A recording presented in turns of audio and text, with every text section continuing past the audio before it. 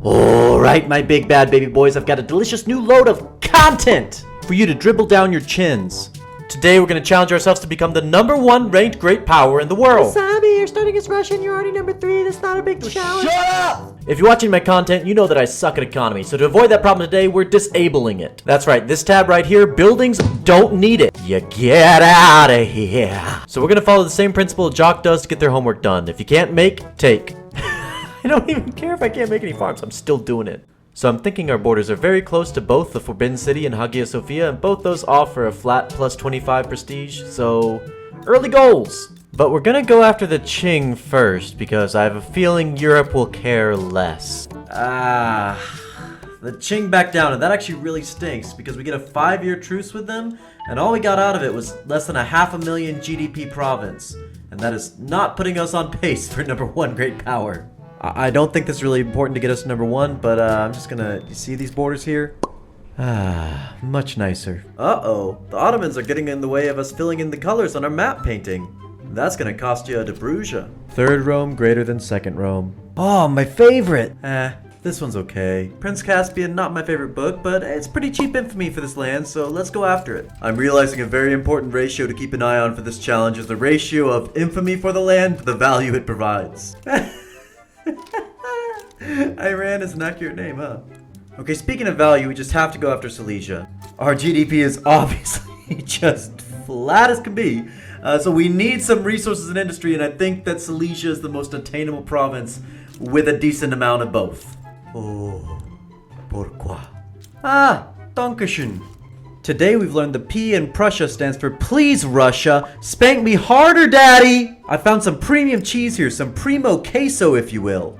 Europe cares about China, but only China cares about Japan, so attack Japan, China comes in and helps, Europe's none the wiser, easy peasy. Or Japan backs down, I guess.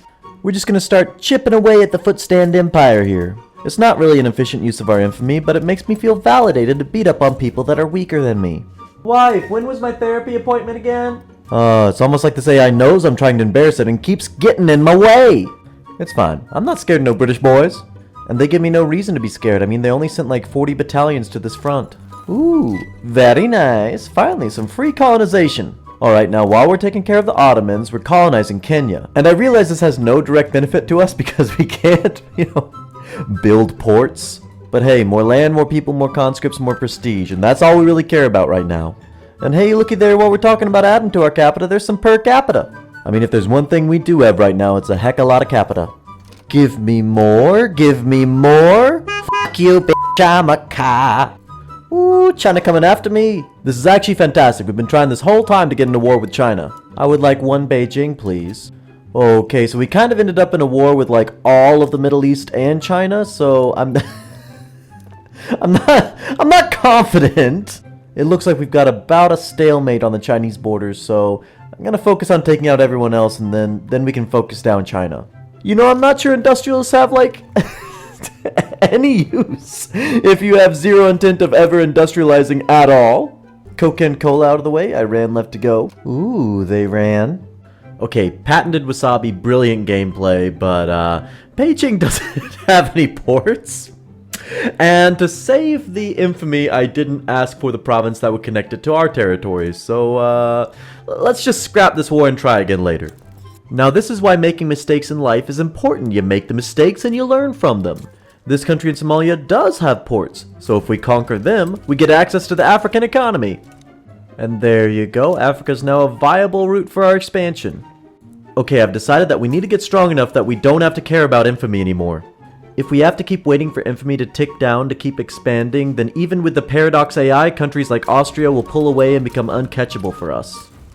So I've noticed that all of the Middle East has pretty strong militaries and is low infamy since they're unrecognized powers. So Russia's gonna go around puppeting all these countries and make them our Middle East battle boys. And here, Kiva has become the first of our battle boys. Next up, let's get some access to that sweet, sweet opium in Afghanistan. Alright, Iran keeps butting into our business, so we're gonna make them our Persian puppet. That does put us in pariah territory, but I think that if we grow our battle boys fast enough, that should scare everybody off.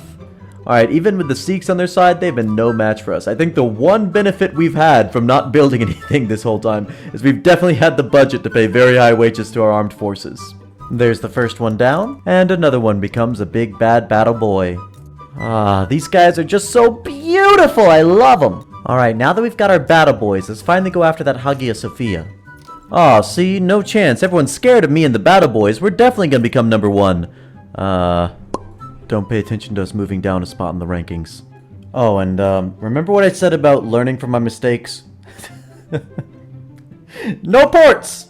Alright, time to add to my battle boy brothers. I mean, are we ever gonna have to fight a war again? Everyone's just scared of us. Hey! You Prussian into pain, my friend. Alright, Prussia's attacking us, but I'm feeling confident. We've got our battle boys, we've got a big, strong, scary army. I say at this point we stop caring about infamy. So let's take this opportunity in disguise and yoink some of Prussia's more valuable land. Taking them from behind works every time. Woo! Prussia turned out to be no biggie for the waterborne Russians, which I think is actually kind of a big deal because if you haven't noticed, we still don't have a professional army. Alright, we're going to try and cheese our way into another Qing war. Ooh, and we could even get another battle boy out of it, and this is a good one. Oh, Mom, it's happening! Get the camera! Okay, this time, learn from your mistakes, Wasabi. There's no ports, connect by land. Okay, same strategy as last time. Get rid of all the tiny boys, then go after the big bag Qing. Oh my goodness, I thought this day would never come! After invading half the world, our army is finally professional. Alright, I was just thinking about making the Ottomans into a battle boy, but not a battle baby! Blah, skedaddle. And just like that, it's time for us to do what we do best. Take it from behind! Man, I do not think I would have any chance in this challenge if it weren't for starting with a decent navy. Oh, fantastic! Now we have plus 75 prestige just from our unique buildings in Moscow, Istanbul, and Beijing. Now it's time to make the Ottomans our best battle boys. And they gave up. I mean, that's the correct choice, but still, that's not very fun. Ooh, I had an excellent idea. The only country that will defend the British Raj is the British, and unless they plan on throwing tea bags at me really hard, I don't see how they're gonna stop us. Quick update, the tea bags didn't work. Oh goodness, the Prussians won round 3 at the worst time. I mean, the Americans and French are already trying to cut me down, but good luck getting the AI to coordinate a naval invasion. I actually have a land border with the Prussians, so this could be a little bit of an issue.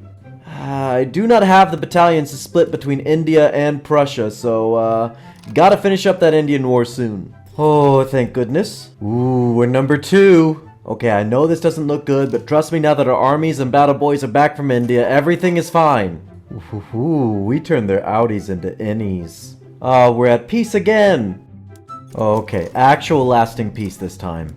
And now that we are the most peaceful of PC boys, scroll your eyes on up to the top left and notice that we are the #1 great power in the world! Look at that beautiful flat chart. To get here, we took the Forbidden City, the Hagia Sophia, caught all the battle boys, as well as Hepatitis A through Z, became just a little bit of a pariah, did not construct a single thing, and achievements are enabled. We did this legitimately.